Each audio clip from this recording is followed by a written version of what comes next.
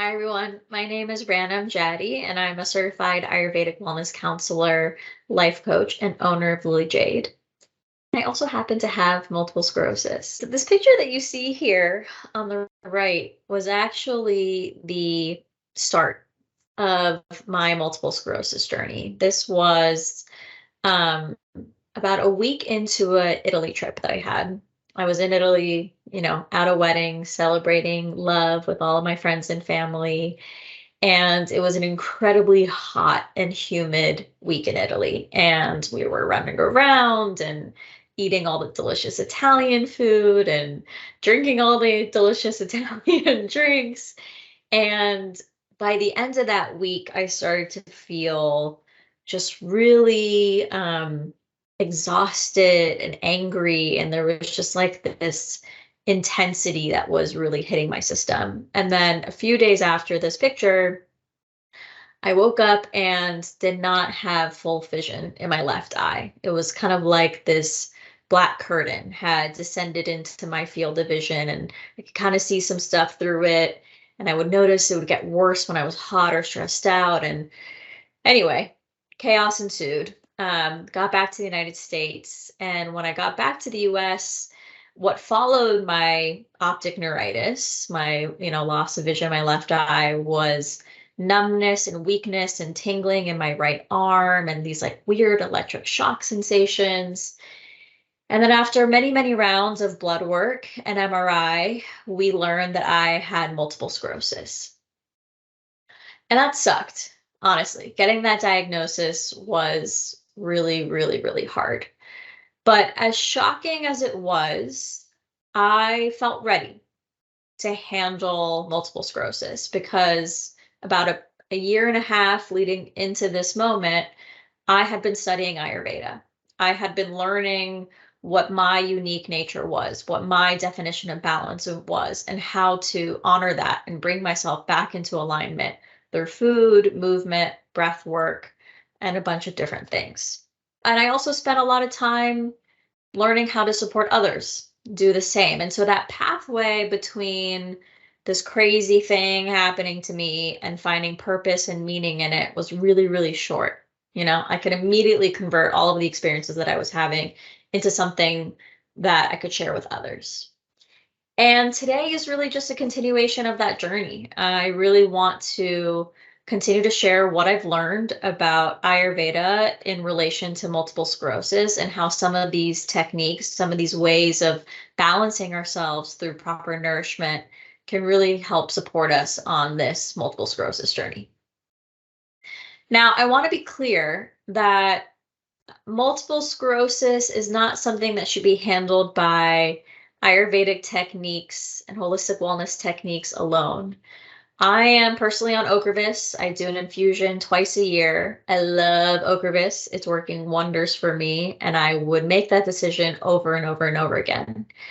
Because my perspective is that, when we're about to fall off the cliff, right? When we're on that edge and we're teetering and we're about to fall, we want that immediate intervention that's going to pop up, that guardrail that's going to pop up to stop us from falling over the edge, right?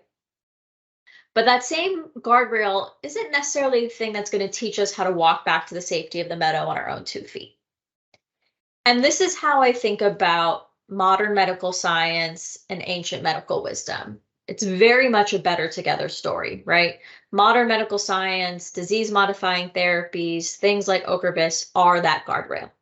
They're the immediate intervention that pops up that stops my immune system from having this overactive inflammatory response, from attacking my own self. But that same drug is not necessarily teaching me how to keep inflammation at bay, how to choose sources of nourishment that are going to keep that inflammation away, that are going to make me balance, that are going to really help me deal with the day-to-day experience of having multiple sclerosis. That's where holistic wellness practices, ancient medical wisdoms like Ayurveda come into play. It's really about understanding our own system and making sure that we are as far away from that guardrail as humanly possible, that we're not leaning up against it so much so that it gets weak and we keep having to add and add and add, right? It's there, And for many of us, it may never go away. We may always have that guardrail. We may always have that safety net, right? But we want to be looking at it from the safety of the meadow. And so if you're not familiar with Ayurveda, I'll just place it into a little context. Ayurveda is the nutritional sister science to yoga. So it's the same goals of mind, body, spirit balance, but rather than coming at it from the perspective of meditation and movement and more of that like spiritual development, Ayurveda was really about bringing health and balance to the body and the mind so that you have the energy to go do all that stuff with yoga, right? To really focus on digestion and nutrition at the core. And so before we talk about what the actual recommendations are on how to manage your MS with Ayurveda, let's talk about the core principles of Ayurveda first. Yeah. So the very first principle that we ground ourselves in Ayurveda is that we are not separate from nature. We are an expression of nature. It's like this never-ending chain of nesting dolls, right? From the cellular level all the way up to the cosmic layer that we are a part of. And many thousand years ago, when they were, developing this philosophy and this principle called Ayurveda, the way that they were defining the natural world, understanding the form and the function of the natural world, was through this framework of energies and elements, right? That's what language they had at their disposal many thousands of years ago to describe nature and both its form, what is it made of, and function, what does it actually do? And this is true for everything in nature, including ourselves. And so the form really comes through the elements of space, air, water, fire, and earth. And function is really about creation, transformation, destruction. And we can see that on a macro level, like birth, growth, death, right? We could also see it on a micro level. When you enter into a new relationship or you enter into a new job, that's a moment of transformation for you and your identity. It's a moment of creating something new and likely destroying bits of something old, right? And so these elements and energies exist in all of us at all times. And each of us has our own unique combination and ratio of these elements and energies. That's what makes our unique center of balance or our unique nature, our constitution, right? Cool. Tracking. Awesome. All right, let's keep going. So how does this dichotomy of form and function that exists in all of nature show up in our mind-body system as humans? How does it come to be? Let's talk about it. So where we're going to begin is with kapha. And this is really based on the elements of earth and water. Think about what earth and water are like, right? They're very heavy. They're very grounded, very stable, very cool, right? The soil is cool. The water is cool. There's a lot of that like ooey gooey movement of the water on the earth and all of that, right? This combination of elements and energies really brings forth the function of cohesion or lubrication or binding in our system, what's known as kapha. Now, the way that this shows up in our physical body is our muscular system. It's the lubrication of our joints, of our, nasal fluids. It's the thing that makes everything bind together in our body, right? It gives us weight. It gives us stability. And our mind, it also is that grounding capacity. It's our sense of compassion. It's our attachment to different things, ideas, people, whatever it is. It's the way that we identify with others. When this is in a balanced state in our mind and our body, we're really grounded, very loving, very compassionate people. When it starts to become imbalanced, when we have too much of this kapha energy in our system, that grounding can start to be a stagnancy. It can start to be a stickiness. In our physical body, it can look like a slow, sluggish digestion. It can look like weight gain and weight-related diseases. And our mind, that healthy attachment that we have to identity and people and thoughts and whatever, can become almost obsessive or addiction. It can become a stagnancy like depression in our mind. And again, we all have all of these elements and energies. Some of us may have an abundance of these things. It's not a judgment statement. It just is what it is. But this is the way it shows up in our mind-body system. The second combination of elements and energies is really based on the elements of fire. And I will say parentheses water.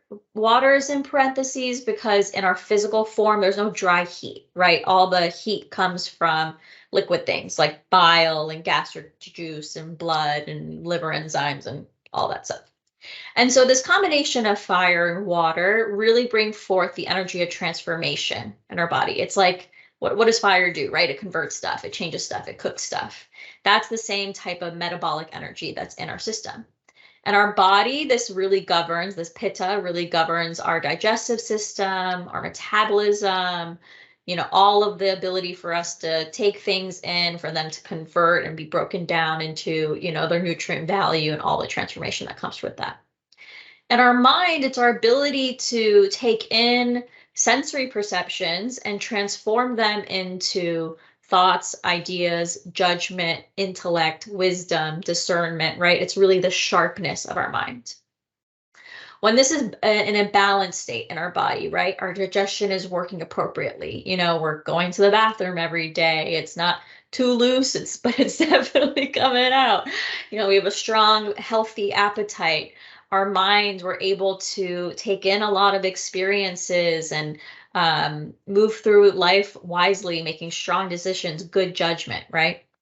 When it's in an imbalanced state, when we have too much of this fire, right? Think it's like an inflammation that happens in our body. In our physical form, this may look like acid reflux. It may look like loose stool, rashes, hot flashes, kind of that fire taking hold. And our mind, that healthy judgment, that healthy discernment can turn into judginess, right? And irritability and anger and inflammation. Now, the last one is really predicated on space and air coming together.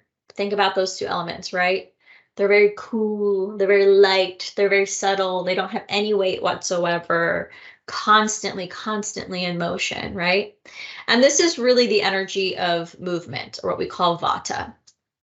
In our physical body, this energy of movement governs our nervous system, the movement, the transportation of signals, right, along our neural pathways. It governs our circulatory system, blood, carrying nutrients and oxygen and all these other things throughout our body, that constant motion. And our mind, our mind is constantly in motion. It's a never-ending series of lightning flashes, right? And so this energy of vata, this energy of movement is really a big participant in the way that our mind works. It's our sense of creativity. It's our sense of expression. It's our ability to move from one creative endeavor to the next. When this is in a balanced state, when we have a healthy amount of vata in our system, we're in a sense of flow, right? We're really creative. We're very agile. We're able to pivot and adapt to different situations. We have a healthy relationship to movement in our body. But when it's in balance, when we have aggravation, when there's too much, that healthy flow becomes kind of like a chaotic spiral, right? We can't sit still. We're super restless. Our mind won't stop moving. Maybe we have a tendency towards things like ADHD, anxiety, restlessness. It's become loud and fast, and we can't quiet it down. And so we, again, have all of these in our system at any point in time. Maybe you identify with one or two of these things a little bit more strongly. For instance, I'm a pitta dominant person. So most of my definition of balance and imbalance is really governed by that energy of transformation, that heat. I need to keep my heat in check. Maybe you identify with a different one. But we all have all of these. And they also show up. Oh, I'm going to talk about what I was going to talk about, that my slide transition just reminded me. Now you may be thinking, okay, cohesion, transformation, movement, how does that relate to creation, transformation, destruction that you had on the previous slide? Well, we can think about pitta, that energy of transformation, as metabolism, right? That's like the breaking down and the transformation, all that in our body. We can think about kapha as anabolism, or what is also known as creative metabolism. It's the way things come together and bind. And then vata, the energy of movement, we can think of as catabolism or destructive metabolism, is what it's also referred to as. The pulling apart, the things breaking apart and coming apart, right? So this is kind of how it relates from that macro level to more of the mind-body level in our system. Now, this energy also shows up, just for an example, just to show you again how this plays into our natural world in our cycles of our life, right? In childhood, we are in a kapha dominant stage of life because we are rapidly growing, right? We're building muscle mass and bone mass and tissue and growing, growing, growing, growing. Kids also happen to be incredibly snotty, right? It's like that energy of cohesion and lubrication is just like pouring out of them, right? Because we're in a kapha period. We have an abundance of that energy. It's not a bad thing. It's part of our natural growth cycle. In adulthood, we are in that pitta stage. The energy of transformation. It feels like we're a different person each and every year. We have these cycles of growth, right? Moving forward. Also, the way that our society is oriented, it's very much the period of time where we build our lives and accumulate our wealth and seek out prosperity and, set the template for the way that we're going to live for the majority of our life. Then as we reach older age, we start to dry out. We start to get lighter. We start to become closer and closer to the wind, right? And this is the period that we're in, if you're someone who experiences menopause, this is where that stage starts to, check in. So how are these different energies impacted by multiple sclerosis? What happens when you have an autoimmune disease like multiple sclerosis with these three energies? Now, I'm assuming everyone who's watching this knows what multiple sclerosis is, but if you don't, a quick little primer. Multiple sclerosis is an autoimmune disease where your immune system is overactive. It's hyperactive. And in the presence of a threat, whether that is inflammation, infection, whatever it is, rather than just attacking that threat, your body ends up attacking itself. Your immune system attacks the myelin sheath, the covering of your nerves, and degrades those so much that you then start to experience neurological symptoms, right? The numbness, the weakness, the loss of vision. And over time, an accumulation of that kind of damage can result in the presence of lesions on your brain and spinal cord, which can make that neurological damage more permanent. Now, we don't know exactly what causes MS. There are a lot of factors that are definitely being explored within, the academic and scientific world. Things like vitamin D deficiency, things like genetic predisposition, and the one that is becoming even better understood these days and showing to be a really strong correlation with multiple sclerosis is Epstein-Barr virus, so the mononucleosis virus. Contracting that alone may not trigger multiple sclerosis. Maybe it's the combination of that virus and the vitamin D deficiency and genetic predisposition, which I happen to have all three. I'm textbook MS right here. But, it definitely is a really big factor. So how did my Ayurvedic doctor explain this to me? Well, viruses like Epstein-Barr are something that when they enter the body, they have a very degrading, destabilizing quality to them. In Ayurveda, we describe everything by the qualities based on those elemental properties, right? Fire, hot, sharp, penetrating, earth, grounded, heavy, unctuous, etc. The qualities that viruses bring to our system is that they're very hot, they are very sharp, and they are very rough. So they kind of come in there like hot blades of glass, and they're just like scraping away at our tissues and our organ systems and our immune system, and at the most subtle level, our essence of vitality and radiance and all of these things, right? And so when they come in and they have that rough scraping quality, the thing that they impact first and foremost is kapha, that energy of cohesion, that binding. And if you remember, in our body, kapha is really about our tissues, our muscles, our myelin sheath, right? So it degrades that kapha and it brings that kapha down, down, down, down, down in our system. What happens when kapha goes down? is that these two other energies, that fiery pitta and that constant moving vata, go up. In the absence of kapha, these things rise. Now, pitta, more heat, more fire. Vata, responsible for our nervous system, right? Responsible for our circulatory system. Those signals, rather than having a very clear flow and a sense of direction, start to get a little swirly, get a little spirally, a little swirly, right? And what does air do to fire? What does wind do to fire? It fans the flames, right? And so these two things are reinforcing each other. And I like to affectionately refer to it as the fire tornado. And so this is why the symptoms of multiple sclerosis are inflammatory in nature. It's hot flashes, it's difficulty regulating your body temperature, it's anger, it's irritability, it's all of these things, and also expressions of vata imbalances. It's anxiety, it's that restlessness, it's the weakness and the mixed up signals that we get with our nervous system. And so what do we do about it? Right? Like, okay, once that kapha is degraded and depleted to that level, we may not be able to regenerate it fully, but how do we cope? How do we manage our multiple sclerosis on a daily basis, right? In Ayurveda, everything we do is from the lens of balance. And balance only exists in the presence of counterbalance, right? It's like the seesaw. If you want to balance, you got to have things that are counterbalancing weight on either side. And so if multiple sclerosis tips us into an imbalanced state where there is inflammation, where there is anxiety and restlessness, where that kapha grounding stuff that we have that is like the core of our tissues and all these things is degraded and depleted, the way that we are going to find ourselves closer to center is by focusing on forms of nourishment that have opposing qualities, right? That are cooling to our system, that are grounding to our system, that are nourishing to our system.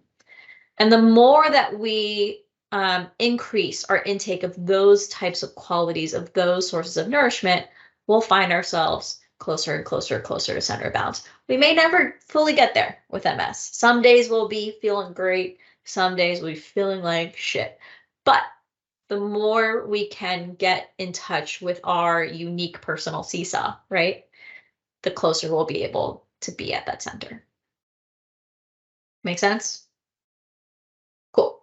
I'm going to take a little coffee break. 1 sec. All right. Shall we keep going? Let's do it.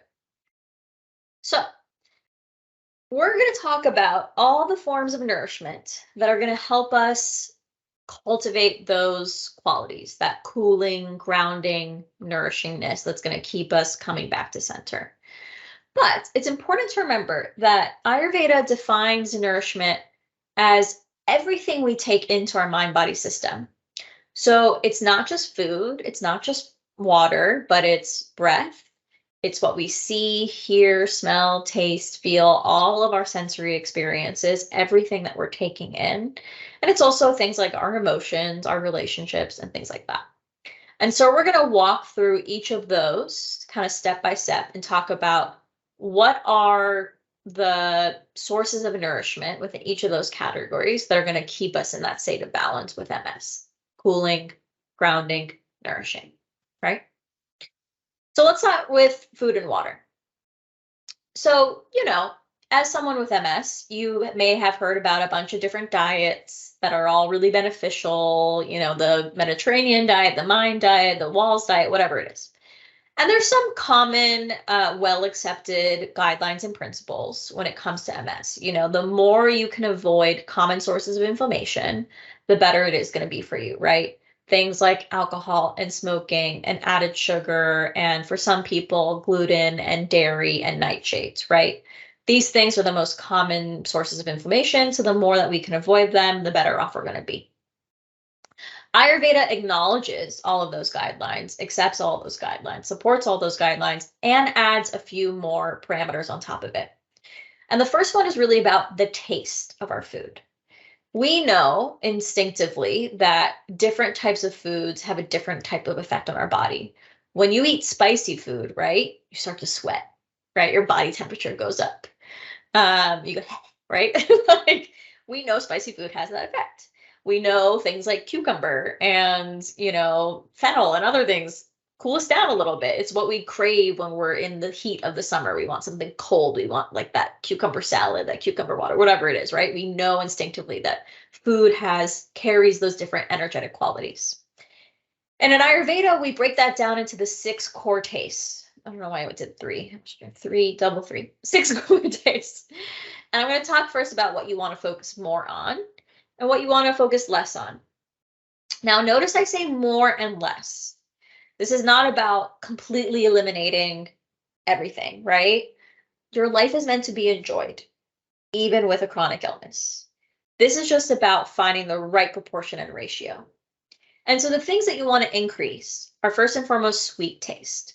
And I don't mean sweet as in added sugar or dessert or whatever. I mean sweet as in the sweetness that comes from starchy root vegetables, carbohydrates, whole grains, rice, carrots, sweet potato, apples, whatever it is, that type of sweet flavor profile. And the reason why is sweet tastes are incredibly grounding and they're very nourishing. They're a lot like that kapha energy that has been depleted and degraded in your system as someone with multiple sclerosis. So adding that sweet flavor profile, focusing on that sweet flavor profile is going to still the chaotic movement of vata. It's going to be cooling to your pitta energy, and it's going to ground you back down. Then the next 2 tastes you want to focus on are bitter and astringent. And bitter and astringent tastes are very cooling, right? And so especially if you are recovering from an MS flare-up or relapse where that inflammation and that heat is really high in your body, you want to focus on foods that are going to cool you back down. And bitter and astringent tastes do just that. Things like leafy greens, fresh herbs, bitter fruits, beans in moderation. Don't go crazy on beans. They're a little bit hard on the digestion. Berries, things like that. These things are going to be very cooling, very dry. They're just going to be a simple way to kind of bring you back down from the heat of that flare up. Now, what you want to minimize is the tastes that generate heat in your system. And those are sour, salt, and pungent. Sour, think of like cheese, vinegar, yogurt, tropical fruits. Lemon and lime are the exception. You can kind of put them in a different category, but any super sour foods are going to generate heat, right? Salt, the same. You need salt. We all need salt, but don't go crazy with it. If you're eating, soy sauce with every single meal, maybe that's something you want to reconsider. And then pungent, raw onion, raw garlic, nightshades are considered pungent, chili, spice, all these things that generate heat in the system.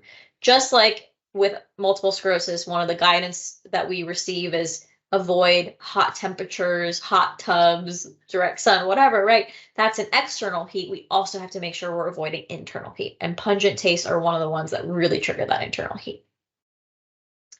Now, the second parameter that Ayurveda kind of adds to commonly understood and accepted guidance is really focusing on supporting digestion, because you can be eating all the right things, but if your digestion is not working appropriately, if it's either running too hot and or too slow, you're not getting the nutrient value that you need, right? If it's running too hot, you're just burning through all of that stuff and your body's not absorbing it. And if running too slow, then you could be eating great stuff, but it may start to accumulate as waste and toxin and really slow down your system. And so we want to make sure if you're eating all the right, wonderful things in life, you also have a digestion that's ready to accept it, to break it down, to give you the nutrient value that you need, and appropriately eliminate waste. And so the way that you do that is really focusing on eating fresh, whole foods that have been prepared in a way that matches the environment of your gut, right? Your gut on the inside of your stomach, the environment is warm and wet. That's what it's like in there, right? And so if you feed it things that match that environment, it can go straight into the digestive process, right? But if you feed it things that are cold, that are dry, that are raw, your stomach, your guts first has to spend a whole bunch of energy of bringing whatever you just fed it into a state of equilibrium with its environment before it can break it down for nutrient value. You want to skip that whole process, right? You want to optimize your digestion. Feed it things that match an environment. So that's whole, fresh food, stuff that is as close to cultivation as possible. I'm always a big fan of eating seasonally and organically if it's within budget. If it's not, whatever, right? But like as fresh and whole as you can make it. That's cooked, baked, grilled, roasted, that has some form of unctuousness or healthy fat or hydration content, soups, stews, cooked with ghee or butter or avocado oil, whatever it is, non-inflammatory oils. You want to avoid the raw, the super cold, the smoothie, the crudités, the crackers, the dry popcorn, all of these things that are so opposite of what our gut is. And you want to avoid the pre-processed, the refined, the packaged stuff, right? Again, this is not a cut it out forever. Life is meant to be enjoyed, right? But if we're talking about avoiding inflammation, of keeping ourselves in balance, the fresher, the whole, the cooked, the better. And spices can really be a part of that too, right? Digestive spices that are a little bit warming without being too sharp, like black pepper, cardamom, cinnamon, cumin, saffron, turmeric, all of these things, that kind of Mediterranean profile, Middle Eastern profile is really great. The super, super spicy stuff, weekly, not daily habit. Yeah. Cool. All right, let's keep going. Next up, we have breath. Now, I am a huge fan of breath work. When I was going through Ayurvedic education, my teacher used to say that breath is our umbilical cord to nature. And I thought that was equal parts beautiful and also incredibly creepy visual. But it hits the point, like it is our constant connection with the natural world around us. And another reason why I really love breath work is that it's so much simpler to do than meditation. Meditation is hard. Meditation, this like observe your mind, stillful, mindful, whateverness, like that is people's entire life work and dedication to those practices. And I think there's this,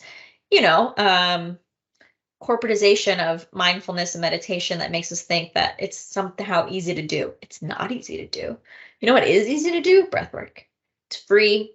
It's always available to us, and it's equally as effective, if not more effective, than meditation techniques. And so I want to share a couple of breath work techniques that I think are going to be really helpful and have been really helpful to me. Because for all of my MS symptoms, the ones that are the most challenging are my mental and emotional symptoms. Right now my arm is a little bit weak and tingly and numb. I've gotten used to it. What I haven't gotten used to is the fact that anxiety is 3 times more common in MS than in the general population. That when I have a symptom exacerbation, I am angry without any reason. I am fuming. And I'm sitting there being like, Miranda, chill out. Can't do it. And the only thing that has really helped me in those moments is breath work. And so I'll share a couple of my favorite ones with you. Hopefully you can use them when you feel you need to. So the first one is called Nadi Shodhana, and this is alternate nostril breathing. For context, it has been documented and reported on that when Hillary Clinton was backstage realizing that she had lost the election to Donald Trump, she was doing Nadi Shodhana to keep herself calm. And so if it's good enough for Hillary, it's good enough for us. So what you're going to do, there's different mudras. If you don't know what a mudra, it's like a specific hand position that is meant to evoke some form of like energetic spiritual healing. There are specific ones that you can be doing with these breathing techniques. I'm just going to skip over them because I'm not as well versed in them. And also I like ease and simplicity. So the way that you're going to do Nadi Shodhana is that you're going to plug one side of your nose first, plug one nostril. You're going to inhale through the one that's free, really expanding from your diaphragm. You're going to close the nostril that you just kept open, and then you're going to exhale through the other one. Then when you're done exhaling, you're going to inhale again through your nose that's free.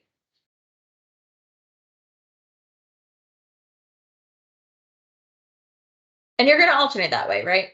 Inhale, exhale, Inhale, exhale.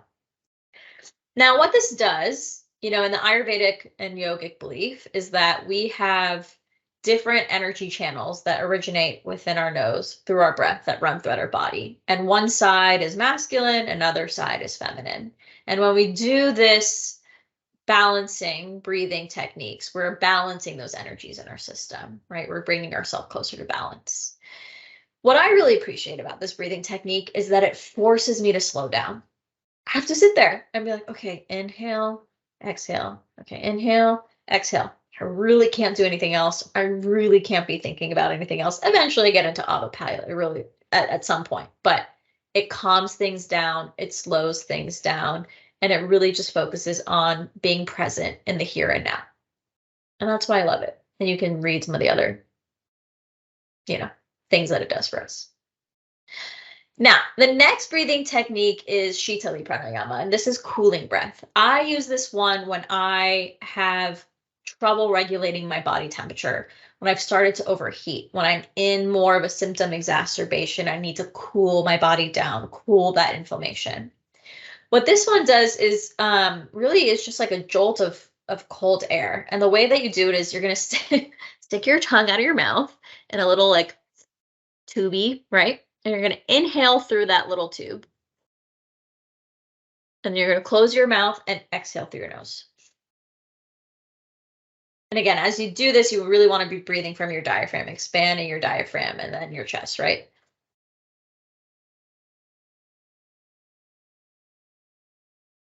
And if you're trying this, you may feel that cold air rushing in. I give this breathing technique a lot to my clients who have symptoms of menopause. When they're going through their hot flashes, it's very, very effective. I share this with clients who, do a lot of vigorous exercise and need to make sure that they don't tip themselves into a pitta imbalance.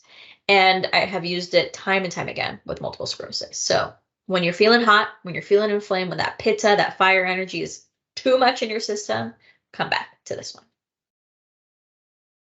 Now, the third one, Brahmari Pranayama, is called hummingbee breath. And this one I have a special love for. Again, when we think about anxiety being 3 times more common in MS than it is in the general population, we really need to be finding techniques to help us manage that anxiety. And for me personally, anxiety really manifests when my imagination is running too wild, when it's going into the past and into the future, and I'm thinking of all these doomsday scenarios and what's going to happen and how am I going to feel and what is MS going to look like in the future. And the antithesis to that, imagination running wild, is coming back into my body, is coming back into the here and now, because my mind can time travel, but my body can't. My body's here and only here. And this breathwork technique really helps me snap back to the here and now.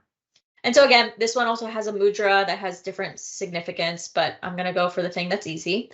What you're going to do is cover and close your eyes, and then you're going to push in this little flappy hat that you have on the outside of your ear. And you're going to breathe in through your nose, again, diaphragmatic breath.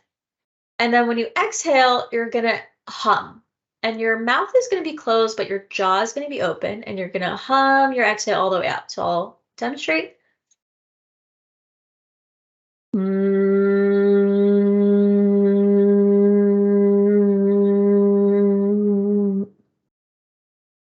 Great. Now, again, when you feel that reverberation of the hum in your head, it's really hard to be thinking about other things, right? It fills your senses. It also, that vibration is something that helps to stimulate the vagus nerve. Now, if you're not familiar with the vagus nerve is a primary nerve in your brain to gut axis that is part of your parasympathetic nervous system, which is really responsible for your rest and digest processes, right? You have your sympathetic, more like fight or flight, and then parasympathetic, rest and digest. And your vagus nerve, that rest and digest part of you, is something that the more you increase your vagal tone, right? Or the more you work with it, the more you strengthen it, the more resilient you are to anxiety. And because of its location in your body, when you sing, when you hum, when you vocalize stuff, this is all things that stimulates that vagus nerve. And so that humming technique, not only is it stilling and quieting of the mind by nature of, the function of humming and what it does, but also that vibration and that stimulation of the vagus nerve. I love it. I hope you can try it out. Cool. Shall we? Let's keep going. All right, sensory. Again, if we think about nourishment as everything we take into our mind-body system, right? It's not just food, it's not just breath, but it's everything that comes in.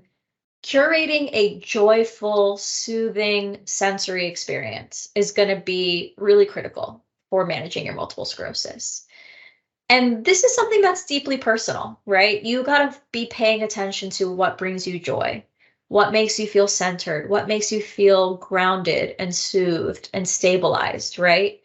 For me, the minute I get into the kitchen, I feel so much better, right? I'm using my hands, I'm smelling things that I love, I'm doing things that feel connected to my culture, and it's just the quickest way to snap me out of whatever I'm in, right? A gentle walk in nature where I can fill my senses with fresh, soothing, light, bright, wonderful things. A gentle bike ride, if that's something that you have the capacity for. Again, this is not the time to do hyperactive, intense cardiovascular exercise, especially if you're coming off of a relapse, right? Soothing, joyful sensory experiences. Think about the music that you love to listen to and the candles that you find really enjoyable. Whatever you're doing, the space that you're in, just take some time to make sure that that is a positive sensory experience for you, because it does wonders. And it is a source of nourishment that is going to feed you mind and body. Now, one of my favorite sensory experiences is a self-administered warm oil massage, or abhyanga, as we call it in Ayurveda. And this is something that I do, I would say, when I'm feeling on top of my rituals on a weekly basis. I think realistically it like pans out to like every other week I do it. In the winter times when it's cold, do it more often. In the summer when it's hot and humid, do it less often. You find your own rhythm with it. But essentially what this is that you warm up some body oil. It can be body sesame oil, coconut oil, olive oil, whatever it is. And the way that I warm it up is I get a mug, I fill it with hot water, and I put a little like heat safe bowl on top and pour the oil in, and then it just becomes like a double boiler to go. Very nifty little trick that I learned. And what you do is you start by just massaging that oil into your body. I start with my neck. I kind of do some opening up of my lymph nodes, massaging here under my arms. Then I go to my shoulders, and on all of your joints, you want to do circular motions, right? And then long downward and outward strokes on your limbs, right? More pressure on the down and out than on the up. And you carry this through, you get to your stomach, you go upright, across and down left, really following the direction of your colon, again, moving everything in the right direction. You continue on. Then what I do is when I have oil left over, I put a little bit of rosemary essential oil into what's left once I'm done with my body, and I massage it into my scalp. And this is really, again, soothing. It's super great for your hair. And that rosemary essential oil helps promote hair growth, which if you're on a disease modifying therapy like I am, like Ocrevus, hair thinning may be an unfortunate side effect. And so that rosemary essential oil can help kind of stimulate some of that regrowth. Now, the reason why we do this is that, remember, that energy of vata, that energy of movement, has become destabilized in our system because of multiple sclerosis. What is that natural sense of flow and movement in our body is kind of this chaotic spiral, that fire tornado, right? We want to give that energy, that movement, a vector. We want it to go in a specific direction again, in the appropriate direction. And when we do something like a warm oil massage, we're giving it that direction. We're saying, this is the way I want you to move throughout my body. Rather than swirling, rather than misfiring, rather than giving me all these messed up signals, how about we start to push you in the right direction, right? gently, lovingly, whatever. It's also something that just feels so good.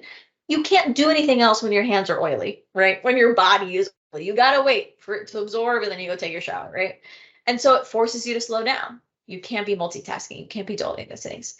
And it's incredibly loving to embrace your own body, to feel the touch of your own body, right?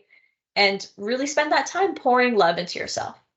It can also be a very fun, kind of spicy couples activity. If you have a partner and you want to get them a little warm oil massage, I've done it. It's great. Highly recommend it.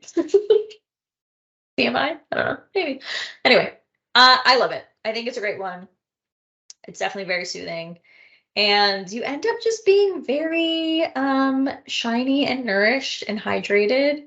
And it's wonderful. Try it. All right, last one, emotions. Now, MS is a roller coaster. I'm still in year one. I'm about 9 months. No, what am I? 6 months into the process? I don't know. And it sucks some days. It really sucks. And then some days I don't even remember that I have it, right? It's very up and down. It's this constant process of understanding, how does my system behave? What is supportive to it? What isn't supportive to it? Some days there's a rhyme and reason, and some days there really isn't. And it's extremely challenging. And I think the emotional toll is something that, we don't talk about enough. I think we talk a lot about the physical symptoms, foot drop and MS hug and optic neuritis and all these other things. But the emotional toll is just as destabilizing, if not more. And so as you move through your journey with multiple sclerosis, really take it as an opportunity to strengthen your connection to your own sense of balance and your own boundaries. Listen to what it has to teach you about those two things. Where do you need to protect your time and your energy and get more comfortable saying no and get more comfortable asking for help? What kind of support do you need to embrace that rest in order to recover and to really prioritize the things that are going to keep you grounded and nourished and cool, mind, body, and spirit? And with those reprioritized time and energy that you now have, how can you invest in the things that really feel nourishing to you? The people and the relationships that are going to be the most nourishing and grounding to you. The daily, weekly, seasonal routines that feel the best to you. For example, I love my morning coffee routine. I have 1 cup a day. It's what I allow myself to have. And I have that little morning moment to myself where it's quiet, where my day hasn't really started, and I put on some nice music and I make my coffee. I'm not rushing through that moment, right? I'm really embracing that as a joyful ritual because it is something that brings me joy. And I don't need to create all these new healthy habits or joyful habits, whatever. Just start with the ones that you already have, that are already stuck in your day, in your week, in your season, and be more present with those. Do them more lovingly, do them more intentionally. And then also prepare for the moments where you're not going to feel so great, right? We know it's going to happen. We don't know when it's going to happen. We don't know why it's going to happen. But unfortunately with MS, we know those days are going to happen. And so you don't have to be on the back foot with those, right? You don't have to constantly be reacting to the unknowns. You can prepare. If and when I feel destabilized, how am I going to come back to myself? Am I going to journal? Am I going to take a walk? Am I going to put on trashy TV and invite my best friend over to come just sit on the couch with me? Am I going to order in my favorite meal? Whatever it is. Think about them. Be prepared. Because when we're in the moment, it's always harder to have that clarity, right? Use the time where you do have the energy, where you do have the clarity to prepare for the other moments. Now, as you go through this process of balancing your MS with some of these Ayurvedic techniques, know that each one of us is coming at it from a different place, from a different center of balance, from a different unique nature. And so if you are someone who naturally already tends towards anger or anxiety or hot flashes, rashes, acid reflux, loose stool, restlessness, right? Whatever. You already have a dominant pitta vata nature.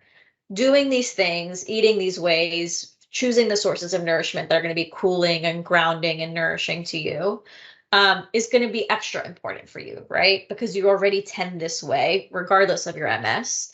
And so now MS is going to add way more fuel to that fire. And so you really want to make sure that you're doing what you can to bring yourself back to center.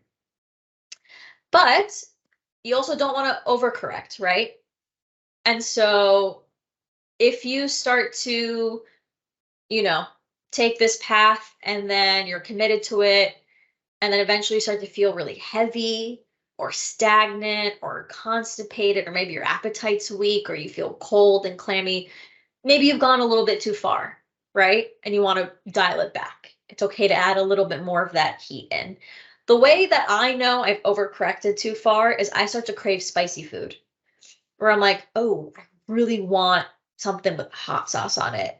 Or I can tell, like, I haven't had a bowel movement that day, and I know I need a little bit of that heat. I need a little bit of cayenne or ginger or whatever it is just to get things mobilized again. And so I will do that. I will eat the cayenne or the ginger. I'll have the spicy food or whatever it is. I won't overdo it, but I'll do it to the point where I feel like my system has course corrected, right? And so it's a constant balance. You're going to be on the seesaw. And it's just really important to just pay attention to the signals that your body is sending you so you understand, have I gone too far? Have I not gone far enough? And I'm not going to say it's always easy, right? MS is like this adorable metaphor that my very Persian mother has been sharing with me throughout my life. It's that life is like a game of backgammon. You can't always control the roll of the dice, but you can control how you play the board. Multiple sclerosis, chronic illness, autoimmune diseases are very, very shitty rolls of the dice, right? They're not fun. They're crap rolls. But just because we have a shit roll doesn't mean that we can't play strategically. And when you pay attention to your body, when you choose those sources of nourishment, they're going to keep you in balance. You are playing that game very, very well. And it's a process. Sometimes you're not going to play it super well, and you got to forgive yourself for that moment. But you wake up, every day is a new day, and you try again, and you learn how to play that game. And so I hope all these little tidbits and recommendations have been helpful to you. If you want to continue the process of learning how to listen to your body, of aligning with your center of balance, whatever that unique center of balance means and looks like to you, I would love to have a conversation. You can email me, you can go on my website, you can hit me up on social. I do one-on-one coaching, I do group coaching, and your first 30-minute consult is free with me. So if you want to have more of a conversation, I would love to get to know you, to support you, and to fight this thing right alongside with you. Thanks so much.